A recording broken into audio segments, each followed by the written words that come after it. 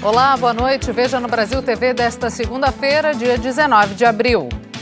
São Paulo começa uma fase de transição. As medidas de restrição continuam, mas alguns setores podem reabrir. É gravíssimo o estado de saúde do menino Caio, a sexta criança baleada este ano na região metropolitana do Rio. O desmatamento na Amazônia atinge o pior índice para o mês de março em 10 anos. E ainda o aniversário de um rei. Roberto Carlos completa 80 anos. É agora no Brasil TV.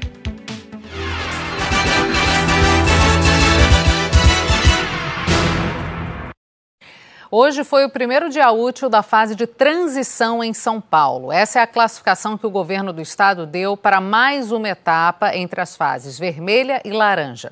As medidas de restrição continuam, mas aos poucos alguns setores vão reabrindo. Foi mais um mês de sobrevivência para o comércio do Felipe. Gerente de 2 lojas de móveis na Zona Sul, ele comemorou a flexibilização. Mesmo com o serviço de entrega, o faturamento caiu 60%. Esse ano começou, praticamente está sendo uma retrospectiva ali do ano passado, né? Então está tendo esse mesmo movimento de fechamento de loja, a gente ficou esse mês aí todo fechado, então voltou a ser, né, aquela mesma complicação do início da pandemia no ano passado. Muito complicado para a gente, né? Porque o cliente quer ver o produto, ele quer experimentar o produto antes de comprar. Para ele, dá para preservar o comércio se todo mundo cumprir os protocolos. Com essas novas medidas, está readequando, está abrindo devagarzinho o comércio, já tem pelo menos uma programação, né? Então a gente já espera voltar de uma forma um pouco melhor. Não foi só o Felipe que voltou à rotina. Hoje cedo já tinha muita gente indo para o trabalho nas ruas da freguesia do Ó e da Lapa. A fase de transição, que começou ontem, foi dividida em 2 etapas. A primeira vai até sábado. Comércio e atividades religiosas podem funcionar, mas com restrições. Somente com 25% da capacidade e com horário reduzido, das 11 da manhã às 7 da noite. Mas no primeiro dia útil, com as novas regras, comerciantes de todo o estado vieram para a tradicional feirinha da madrugada do Brás. Mesmo fora do horário permitido, as ruas ficaram cheias de gente tentando recuperar os prejuízos das últimas semanas. Mas a flexibilização não significa que a pandemia está controlada. O estado de São Paulo tem mais de 23 mil pessoas internadas por causa da Covid-19, 11 mil em UTIs. E a média da capital é de cerca de 700 novas internações por dia. O número de mortes teve uma tendência de queda nas últimas semanas, mas ainda está num patamar muito alto, mais de 700 por dia, na média, em todo o estado. O último boletim da Rede de Pesquisa Solidária, com mais de 100 pesquisadores, fez um alerta. As medidas rígidas deram certo em vários países, mas em São Paulo não foi bem assim. O estado ficou no zigue-zague e não conseguiu controlar o vírus. Segundo os cientistas, as estratégias foram menos rigorosas e o plano flexível fez o estado continuar no epicentro da pandemia. Para o diretor da Sociedade Brasileira de Infectologia, a melhora nos índices ainda é muito discreta. Não é só a taxa de ocupação, é a gravidade do doente. Se você olhar nas UTIs, nós estamos com 80, 90, 95% dos leitos ocupados. E os leitos estão ocupados com doentes, na grande maioria jovens, de 20, 40, 50 anos, com quadros muito graves, com altas taxas de mortalidade. Então não é só o número de leitos, é o número de leitos ocupados por doentes graves e jovens. No fim de semana, fiscais fecharam festas clandestinas nas zonas leste e norte. Dezenas de jovens estavam aglomerados e sem máscara. E na Praça Roosevelt, ontem à noite, mais um agito. Muita gente reunida e sem fiscalização. A Prefeitura de São Paulo disse que os agentes municipais fazem ações com a Vigilância Sanitária Estadual no comércio quando há descumprimento das regras. Só não explicou o que foi feito com o comércio ambulante do Brás hoje cedo, fora do horário permitido. Um novo decreto estadual vale a partir de hoje no Piauí com medidas mais brandas. Depois de mais de um mês, o comércio não essencial volta a funcionar às sextas-feiras. O novo decreto estadual já está em vigor, mas com medidas mais brandas. Depois de mais de um mês, o comércio não essencial volta a funcionar às sextas-feiras. O Piauí estava em lockdown parcial de quinta a domingo.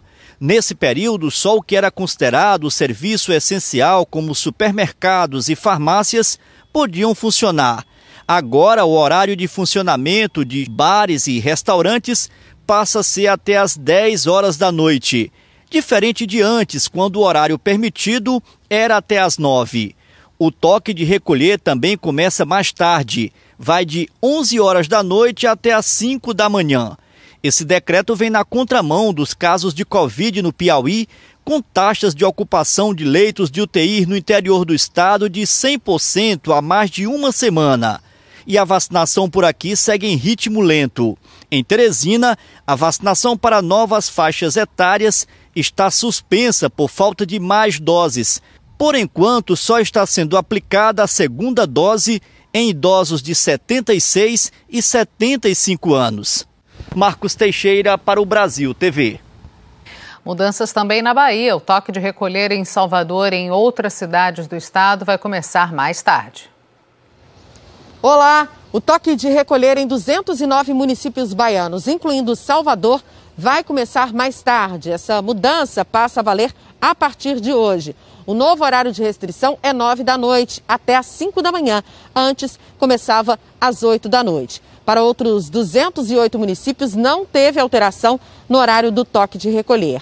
Esse decreto foi publicado ontem no Diário Oficial do Estado, que permite também que 19 municípios baianos que têm taxa de ocupação de leitos de UTI igual ou inferior a 75% podem retomar aulas presenciais. Essa autorização, claro, se dá devido às condições de ocupação de taxa de leitos de UTI. As aulas semipresenciais devem seguir critérios sanitários e respeitar o limite de 50% de lotação da sala. Camila Marinho, de Salvador, para o Brasil TV. Palmas também entrou em uma nova fase de flexibilização das atividades econômicas. O Lucas Ferreira tem as informações. Em Palmas começou hoje uma nova fase da flexibilização. Shoppings e o comércio de rua, por exemplo, voltam a funcionar normalmente, mas com restrições. Estabelecimentos que estavam atendendo apenas no delivery também poderão voltar a atender os clientes de forma presencial.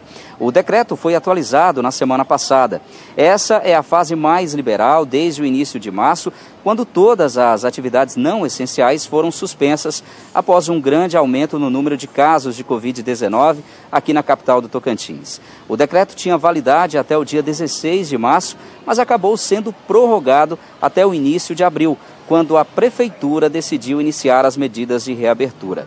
Palmas segue como a cidade mais afetada pela pandemia no Tocantins. São 37.551 casos e 437 óbitos. Apenas na última semana foram 648 novos diagnósticos de coronavírus na capital, segundo o Boletim Epidemiológico Estadual.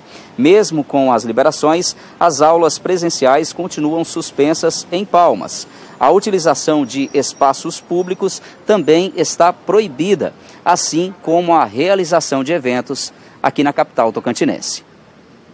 E hoje foi o primeiro dia útil da onda vermelha do programa Minas Consciente. Mas nem todas as cidades seguem as orientações do Estado. Nessa fase, cada município tem mais autonomia para decidir o que abre e o que continua fechado. Em Nova Lima, o comércio já está aberto. Entre eles, bares e restaurantes que ficam cheios no fim de semana. Guardas municipais orientavam donos e clientes nos locais em que a movimentação era maior. Em Contagem, restaurantes e bares também estão funcionando. A permissão vai até às 8 da noite. E logo no primeiro dia de reabertura, teve gente que não respeitou o distanciamento de 2 metros. Na cidade, alguns serviços continuam suspensos por tempo indeterminado. Em Ibirité, bares e restaurantes, supermercados, farmácia e bancos estão abertos todos os dias. Outros estabelecimentos só podem funcionar de forma escalonada, com abertura em dias alternados, dependendo da atividade. Papelaria, loja de roupa e salão de beleza podem abrir nos dias pares. Nos dias ímpares, outras atividades, como lojas de informática, móveis, eletrodomésticos, além de academias. O povo não pode ficar parado também, ué. Sabe porque as contas nossas não deixam de chegar. Eu tenho percebido que a doença aqui está bastante avançada e eu não achava que era hora de abrir as coisas. A onda vermelha é menos restritiva do que a onda roxa. Comércio e serviço não essenciais ficam liberados para funcionar mas cada município tem autonomia para definir o que abre e o que não abre desde sábado. Betim, por exemplo, já anunciou que vai manter as restrições pelo menos até o dia 21 de abril. Lá, apenas o comércio essencial está autorizado a abrir desde que siga as medidas sanitárias. Já em Santa Luzia, quase tudo foi liberado para funcionar, menos feiras ao ar livre, como a do Palmital. Ontem, teve pouca gente nas ruas e muitas lojas fechadas. Aqui em Ribeirão das Neves, a Prefeitura informou que o Comitê de Enfrentamento à Pandemia está analisando os números da Covid para decidir se a cidade passa para onda vermelha ou não. Enquanto o novo decreto não é publicado, o município segue com medidas mais restritivas, com funcionamento apenas dos serviços essenciais. Mas isso só na teoria, porque na prática o que a gente viu hoje de manhã era gente indo e voltando. Algumas pessoas estavam sem máscara. Na porta das lojas, filas. Sem falar no comércio, considerado não essencial, funcionando com meia ou porta totalmente aberta. Fica o dito pelo não dito. E o fato de sair da onda roxa para ir para a onda vermelha, antigamente o perigoso não era a onda vermelha? Aí eu te pergunto, o que vai ser liberado então? Não tem necessidade de ter esse tanto de gente na rua, está precisando de um pouco mais de conscientização. Em Ribeirão das Neves, são 10 leitos de UTI. O município está com 100% de ocupação nos leitos de terapia intensiva e 85% de ocupação nas enfermarias. No fim de semana, a cidade recebeu medicamentos para intubação de pacientes, mas o estoque segue no limite. Nós recebemos 600 ampolas de midazolam e 150 ampolas de bloqueadores neuromusculares. Não são suficientes para o número de pacientes que nós temos no momento, não. Chegou hoje a São Paulo com 20 dias de atraso, mais um carregamento do ingrediente farmacêutico ativo, o IFA, para a produção de mais de 5 milhões de doses da Coronavac. Com esse atraso da farmacêutica Sinovac, o Ministério da Saúde deve receber essas doses só no mês que vem. Era para as vacinas fabricadas com o último carregamento do ingrediente farmacêutico ativo vindo da China estarem quase prontas, mas o IFA, que deveria ter chegado ao Brasil no fim de março, só desembarcou hoje cedo no Aeroporto Internacional de São Paulo, com 19 dias de atraso e metade da quantidade prevista. A divisão do lote inicial, isso foi por decisão do próprio sistema de exportação da China. Então, a burocracia, nesse momento, é uma dificuldade e nós estamos trabalhando no sentido de vencer essa burocracia. Mas existe uma demanda muito grande de vacinas para o mundo todo a partir da China. E isso tem redundado nesses atrasos. O contrato entre o Instituto Butantan e a Sinovac, que produz o ingrediente da vacina, prevê entregas mensais desse IFA. Segundo o Butantan, essa foi a primeira vez que houve um atraso por parte do laboratório que não explicou o motivo. E por causa disso, o cronograma de entrega de doses ao Ministério da Saúde também vai atrasar. Ao todo, desde 17 de janeiro, foram liberadas 41.453.000 doses da Coronavac para o Programa Nacional de Imunizações. Hoje o Butantan entregou mais 700 mil. Faltam ainda 4,5 milhões de doses para completar os 46 milhões do primeiro contrato com o Ministério da Saúde. O prazo final era 30 de abril e agora vai ser alterado, segundo o Butantan, para a primeira quinzena de maio. Quando o ingrediente farmacêutico ativo chega ao Instituto Butantan, ele passa por uma análise de qualidade e segue para a produção. Lá ele é misturado a outras substâncias e depois envasado nos frascos. Isso é rápido. A parte mais demorada é o controle de qualidade, que leva no mínimo 14 dias. A diretora de projetos estratégicos do Butantan diz que o Instituto trabalha para cumprir o prazo do próximo contrato com o Ministério da Saúde de mais 54 milhões de doses. A gente vê esses dois contratos como um contrato de 100 milhões, inclusive já tem outros pedidos após 100 milhões. Então a nossa fábrica e a nossa área de qualidade vão continuar normalmente. Tudo está programado já. Quando a gente se comprometeu a entregar 100 milhões, o Butantan está pronto para entregar 100 milhões nesse prazo até setembro. O Butantan pretende produzir aqui o ingrediente que vem da China até o ano que vem. Para isso, essa fábrica que está em construção no Instituto precisa ficar pronta. A fábrica ela fica pronta em setembro com os equipamentos instalados. E começa uma etapa muito importante que é de comissionamento e qualificação desses equipamentos, inclusive junto à Anvisa. A gente espera que a gente não tenha mais essa dependência até o primeiro semestre do ano que vem. E enquanto as vacinas não chegam, tem cidades que suspenderam a campanha por falta de doses, como em Natal, por exemplo. Essa é a segunda vez que a vacinação para a segunda dose da vacina Coronavac é suspensa em Natal. Na última sexta-feira, a capital do Rio Grande do Norte recebeu mais de 10 mil doses da Coronavac. Somente no final de semana, mais de 9 mil pessoas foram vacinadas. Sobraram cerca de 900 doses, que foram distribuídas para os principais pontos de vacinação aqui em Natal. Nesse ponto de drive-thru, onde nós estamos, na zona sul da capital, vieram 100 doses. Cerca das 9 horas, 9h30 da manhã, essas vacinas já tinham sido aplicadas. A maioria das pessoas que foram para as filas antes das 5 horas da manhã voltaram para casa sem o imunizante. Houve tumulto, aglomeração e frustração. Ainda não há uma data definida para a retomada da segunda dose da Coronavac aqui em Natal.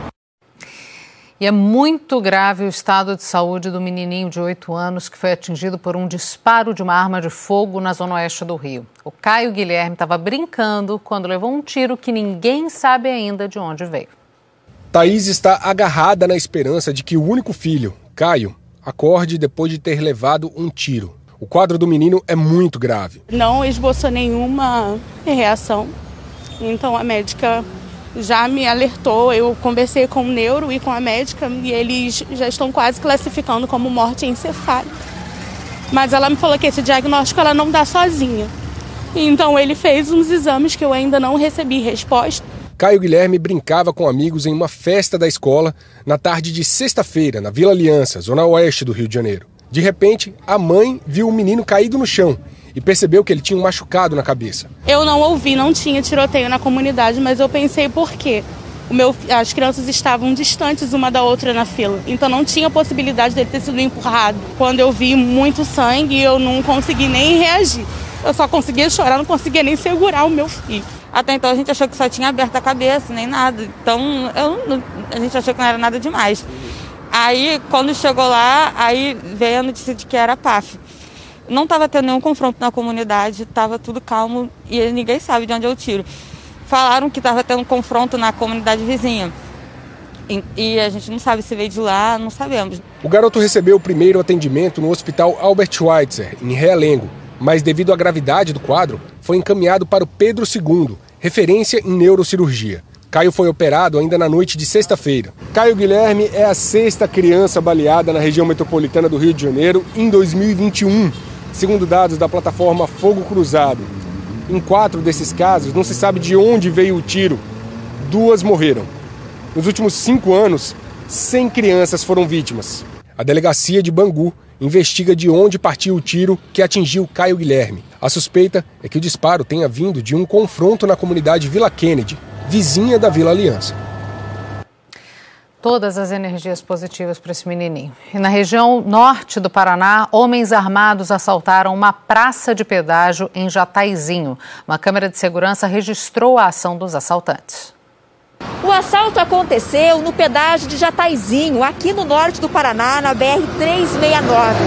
5 homens pegaram dinheiro das cabines por volta das 6 horas da manhã. Câmeras de segurança flagraram os bandidos chegando ao local com fuzis e pistolas. Eles fizeram 2 funcionárias reféns. A principal suspeita é de que tenham levado todo o dinheiro arrecadado no fim de semana, mas a quantia ainda não foi informada. A ação durou menos de 5 minutos. As reféns foram levadas para o hospital sem ferimentos, mas muito abaladas. Os bandidos fugiram, abandonando o veículo usado no assalto numa área rural perto do pedágio. Kathleen Tanã, para o Brasil TV. A seguir, depois de 30 anos, pesquisadores registraram o nascimento de ararinhas azuis em Curaça, no norte da Bahia.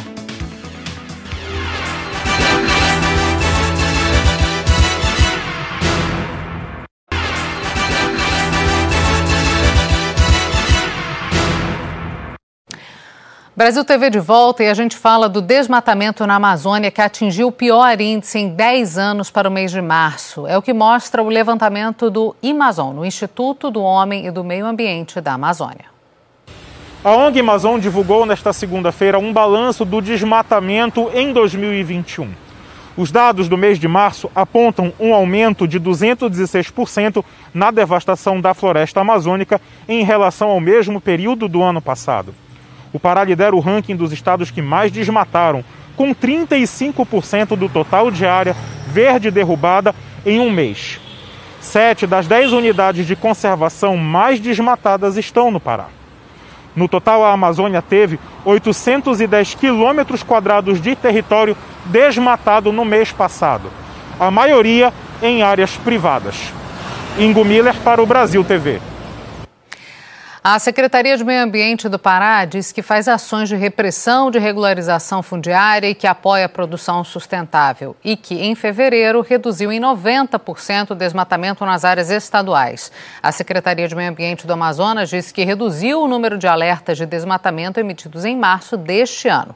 Nós entramos em contato com o Ministério do Meio Ambiente em Brasília e o Ministério disse que o Conselho da Amazônia é que deveria falar a respeito. O Conselho da Amazônia ainda não nos respondeu.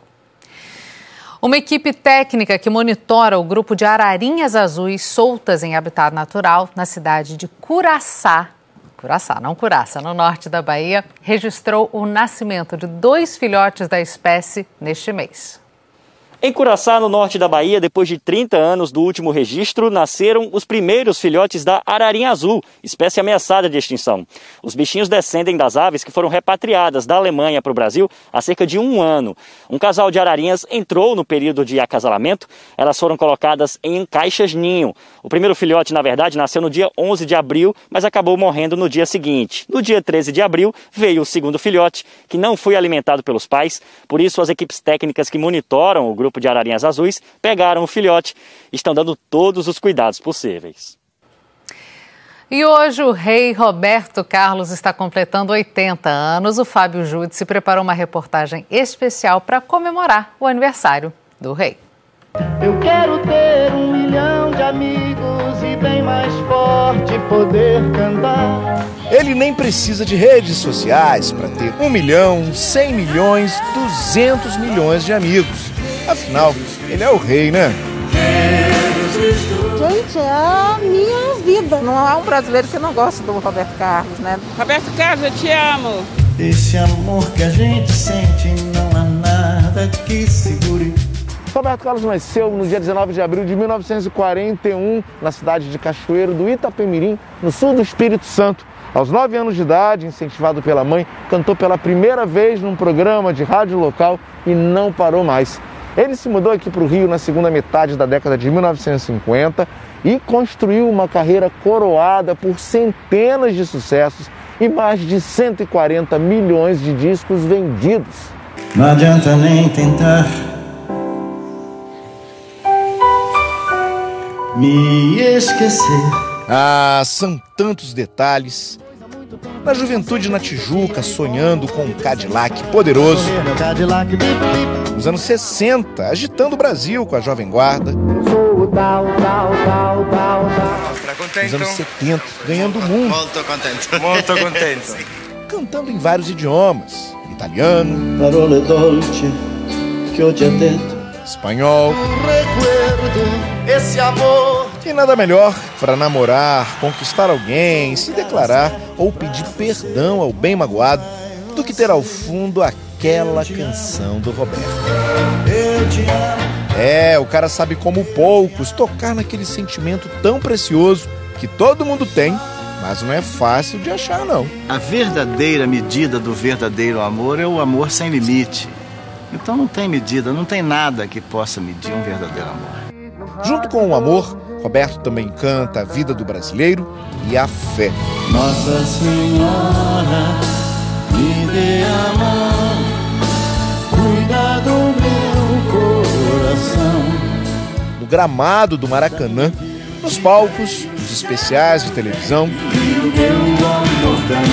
nos discos, nas rádios. Jovens tardes de domingo, tantas alegrias.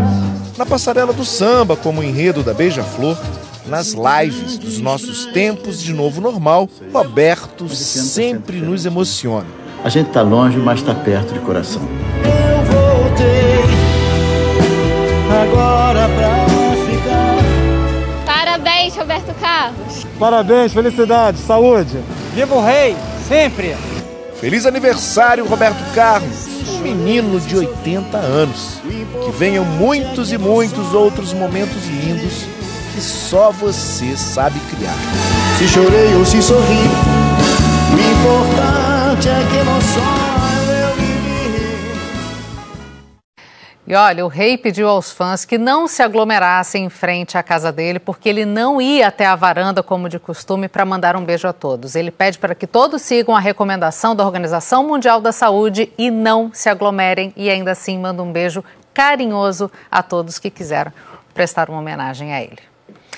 O Brasil TV fica por aqui. Outras notícias logo mais no Jornal Nacional, às 20h30 da noite, horário de Brasília. Uma ótima noite a todos e até amanhã.